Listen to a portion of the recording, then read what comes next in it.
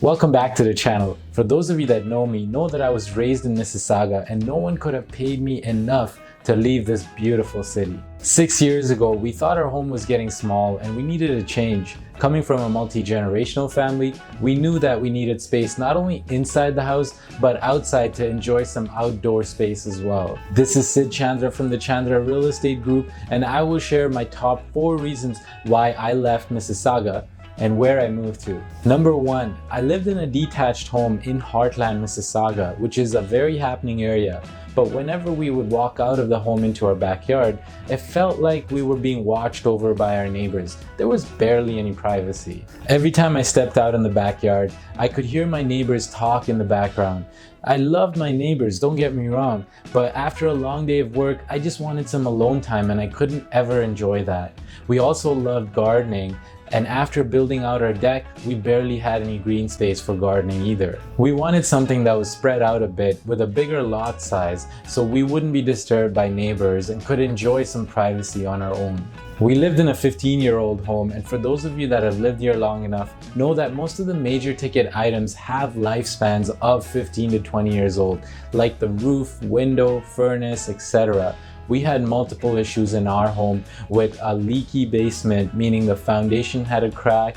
We had a pipe burst on the main floor that led into the basement, and we had to redo the wall and remove some mold from time to time. We also had some storms in the past and the shingles flew out. Now don't get me wrong, this can happen in a new home too, but when the roof is already around 10 to 15 years old, it's a higher tendency to get destroyed with harsher weather conditions.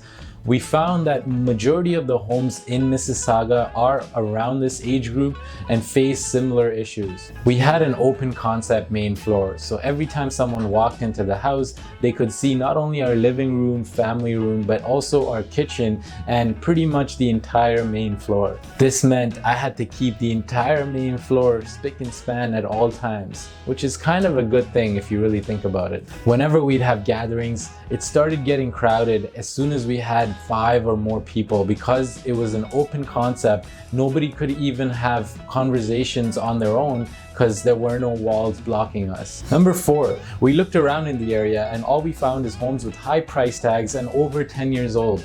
See, the issue with Mississauga is that the land is saturated and builders don't have anywhere to build but upward. So they are building more townhouses and condos than they build detached homes that we were looking for. Hope that gives you an idea of why we chose to leave Mississauga. When we started our search, we looked for months in all areas of GTA. We found that most homes were expensive, and when we wanted something under 5 years old, it got harder to get it within our range.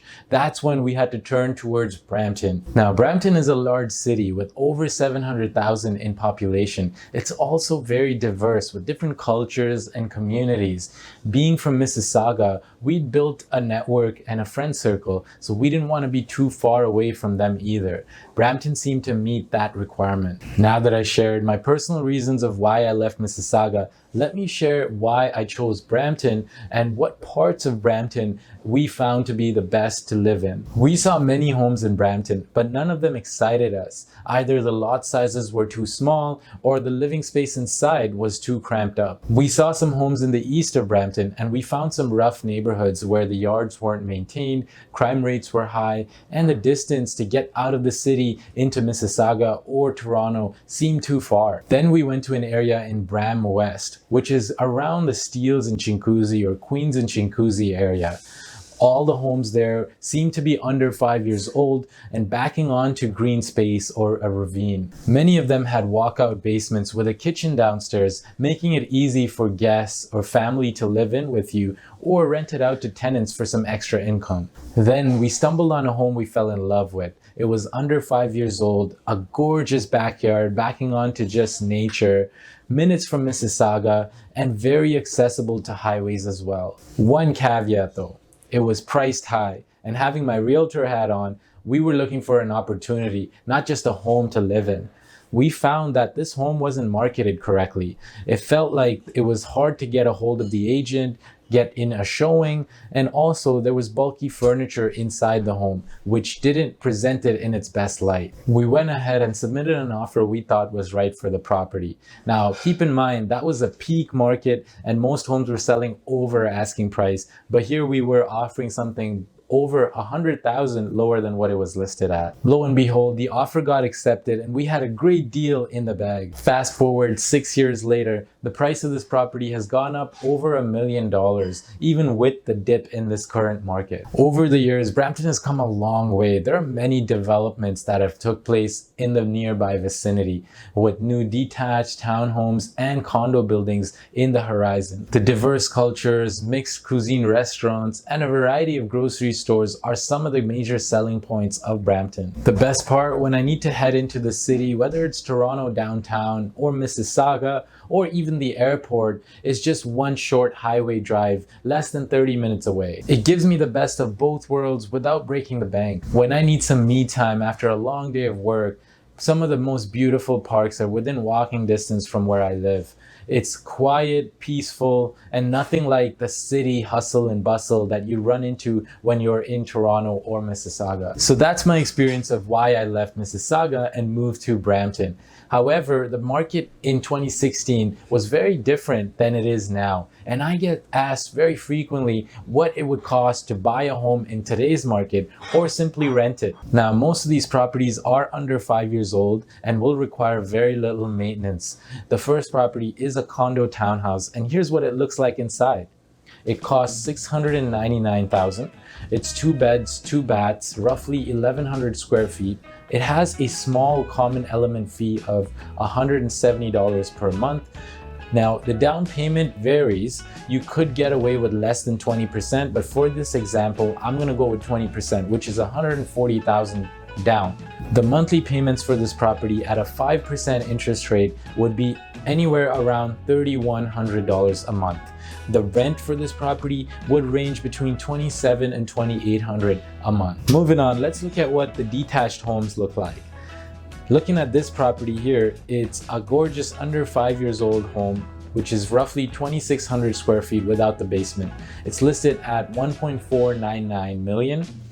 20% down is mandatory for this property, which amounts to $300,000. The monthly payments with today's rate of 5% interest is $6,900 a month. The roughly rent for this would be $3,700 without the basement. Now, if you were to finish the basement, you can expect another $2,300 just from the basement alone, which will recuperate most of your monthly payments. Now, I know what you're thinking. It costs a lot less to rent than it does to buy. That is true, especially with the current interest rates. But one thing we haven't accounted for is your monthly principal paydown. A large portion of the monthly payments you make in a mortgage goes towards your own principal rather than someone else's. Now, another thing to note is these homes are under 5 years old, which means they would cost less on your utility bills as well. They all have high efficiency windows, central air systems, hot water tanks, and appliances, which is just less maintenance for you overall as well. Some of these properties would make great investments if you're an investor, while others are only good for moving into. It's crucial that you establish why you're buying the property before you even start your search. When looking for a home, it's crucial that you budget for these expenses and any future concerns that may arise as well. You know what the old saying is, you should always inspect before you expect, and that is very important in this case. It's crucial to do your due diligence before you buy a property so you don't run into any problems, major expenses, or headache for that matter. This is why we created a free home buyer guide that walks you through step by step of how to buy a home in this market. The link is in the description below. I hope you found this video helpful. If you did, please subscribe and give me a thumbs up. Until next time, this is Sid Chandra from the Chandra Real Estate Group.